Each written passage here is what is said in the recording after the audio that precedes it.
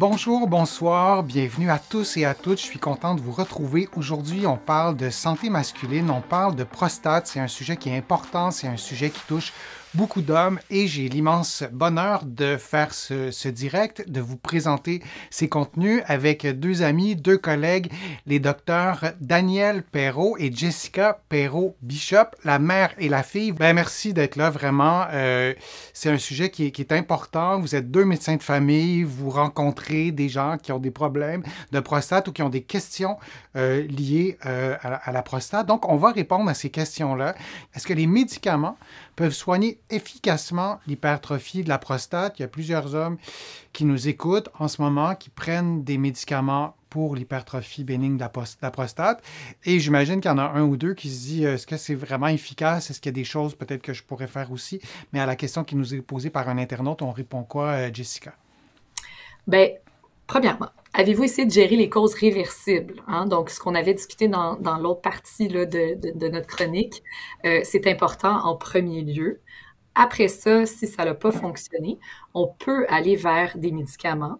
Le choix du médicament va vraiment être selon le type de symptômes que vous avez. Nous, on les classe en 3 grandes classes. Ça va être des symptômes associés à la vidange, au remplissage de la vessie et ou post-mictionnel ou après avoir uriné. Puis c'est vraiment ça qui va déterminer le médicament le plus efficace pour vous. Ce qu'il faut savoir, c'est que, premièrement, ajuster la dose, on peut le faire en équipe. Hein? Donc, le pharmacien a la possibilité d'ajuster la dose de ce type de médicament-là. Il peut l'ajuster selon votre tolérance et vos symptômes. Ça reste aussi qu'on a quand même beaucoup d'effets secondaires avec, beaucoup, je ne veux pas décourager tout le monde, mais il y a quand même des effets secondaires possibles, bémol, dont troubles éjaculatoires, troubles érectiles, diminution de la libido. Mais il ne faut surtout pas se décourager parce qu'en fait, si vous présentez ces effets secondaires-là, il y a d'autres classes là, de médicaments qu'on peut utiliser. Dans les notes, c'est mon erreur. Je viens de la corriger en temps réel, mais on avait comme 3 ou 4 classes. Si je comprends qu'il y en a une, que c'est un peu autre chose, c'est ça dans les classes qu'on voit à l'écran en ce moment? Ben non, mais ça, c'est vraiment toutes les classes, dans le fond, de médicaments. C'est des noms un peu complexes, mais c'est un peu pour dire que oui, il y a ces médicaments-là qui existent. On a toujours deux, en fait, qu'on préfère, qui sont un petit peu plus utilisés. Là. Les deux grandes classes là, de familles de médicaments là, qui, en fait, en grand mécanisme, là, si je vous explique, c'est qu'il y en a un qui va relaxer les muscles qui entourent l'urètre et l'autre qui va empêcher la prostate de grossir et aider à réduire la prostate en taille. Mais toutes ces classes-là de médicaments sont intéressantes parce que ça va dépendre aussi des types de symptômes que vous avez. Il y en a certains que ça va être plus pour une hyperactivité de la vessie, donc ils vont agir plus sur le muscle de la vessie. D'autres, ça va vraiment être au niveau des muscles lisses de l'urètre, où là, ils vont comme permettre de relaxer les muscles pour permettre un meilleur flot urinaire. Donc, on a tous ces différents mécanismes-là. Puis comme je vous dis, il y en a qui vont agir aussi sur le volume de la prostate. Donc, c'est vraiment le type de symptômes qui va déterminer quel médicament on va vous offrir. Puis des fois, on peut faire même des jumelages. Donc, c'est-à-dire qu'on peut prendre 2 classes de médicaments pour avoir un meilleur effet, là, puis contrôler mieux vos symptômes. Et probablement, les patients qui vont prendre ces médicaments-là, vous me corrigez, vont être vus aussi en urologie.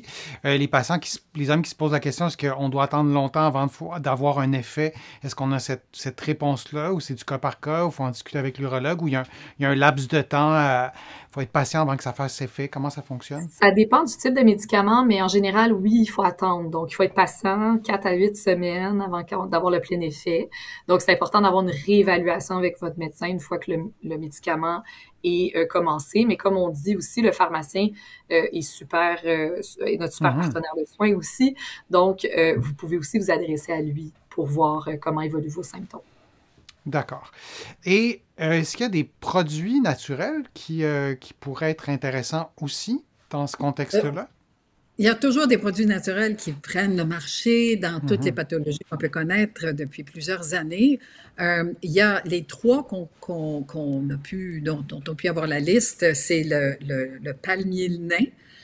Vous avez l'écorce du prunier d'Afrique et vous avez l'ortie. Maintenant, c'est clair qu'il n'y a pas eu d'études comme on le fait en sciences ou en médecine pour comparer des hommes qui avaient tels symptômes qui prenaient ces produits-là pour voir si c'est efficace.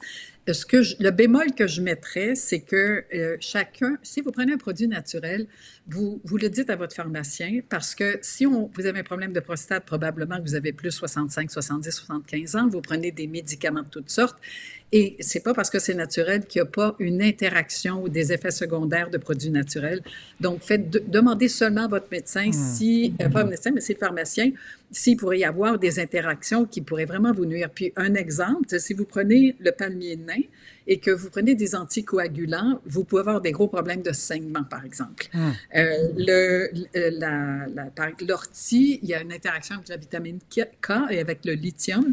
Donc, il y a quand même des spécificités au niveau de ces 3 produits qui viennent en tête de liste au niveau des essais quand on a des problèmes de prostate. Et donc, ça, c'était le principal commentaire que j'avais là-dessus. Là. Et par rapport aux produits naturels, et on entend souvent ça, je l'entends même chez mes patients. Moi, je suis physio ici au Québec, au kiné de l'autre côté de l'Atlantique, et des fois, les patients me disent, je ne le dirai pas ça à mon médecin, mais comment vous réagissez quand un patient vous dit qu'il prend des produits naturels? Est-ce que vous avez une appréhension ou pas?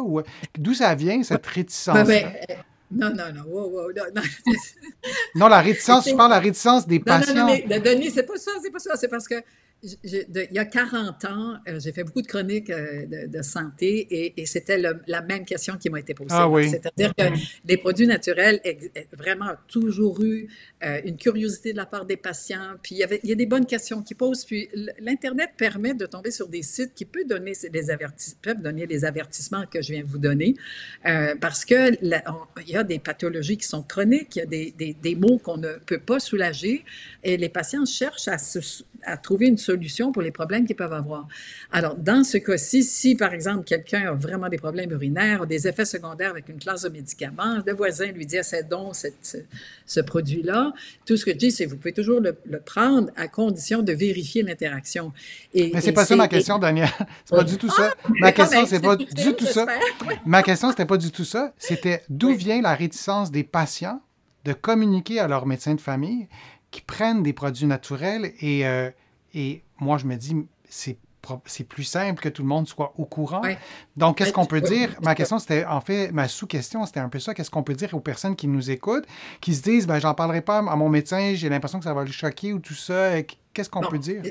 Mais vous avez raison. Je pense que les médecins, en règle générale, puis parce que il y a probablement une plus grande ouverture aujourd'hui, parce qu'il y a quand même eu de l'évolution de ce côté-là.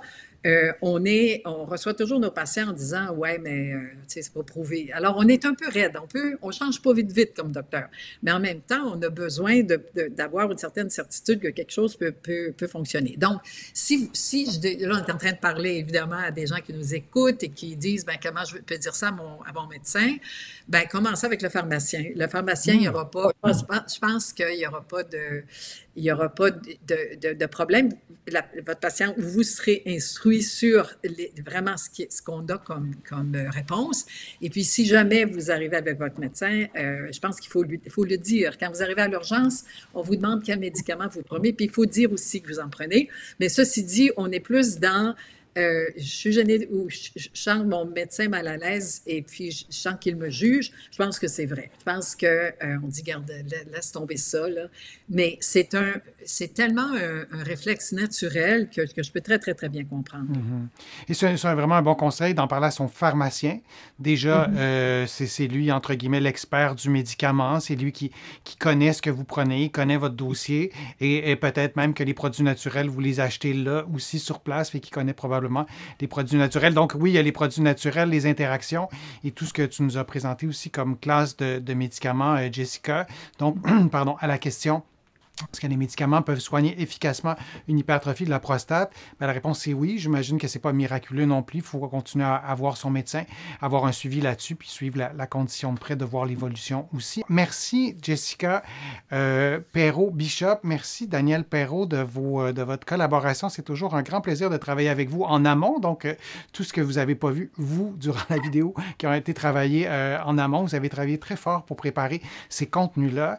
J'espère que vous porterez bien. J'espère que vous, en fait, pas j'espère, mais vos patients sont chanceux de vous avoir. Avez-vous un mot de la fin, Jessica, à nous dire par rapport à ton expérience, toi, Daniel aussi, par rapport à vos patients qui vous consultent pour des problèmes de prostate? Ben, en fait, moi, je dirais juste, soyez pas gênés d'en parler. Puis, il faut pas que ça devienne tabou de parler de votre prostate et de vos symptômes urinaires. C'est pas nécessairement normal d'avoir des symptômes, donc il faut en parler.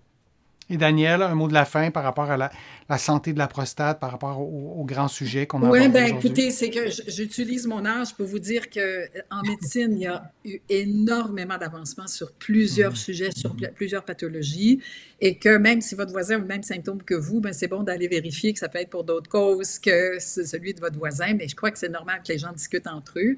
Mais vous voyez comme on a toute une diversité de causes et de traitements et tout ça. Là. Alors, merci beaucoup, Denis, de nous donner l'occasion justement d'en parler au public comme ça, parce que ça permet vraiment de mettre un petit peu les pendules à l'heure, je pense. Ben, moi, ça fait grand plaisir de vous entendre et aussi ça fait ça rend un immense service aussi à ceux qui vont écouter et c'est le plaisir de cette chaîne YouTube, de YouTube en général. On peut écouter ces contenus-là dans le confort de notre foyer, ça reste confidentiel et vous allez peut-être aussi être outillé, peut-être aussi avoir développé un vocabulaire. Parfois, c'est des choses qu'on ne connaît pas pour en parler à votre pharmacien, en parler à votre médecin. Merci beaucoup, Daniel, Jessica. Merci à vous, internautes, et je vous dis à une prochaine fois, à un prochain direct, à une prochaine vidéo. Au revoir.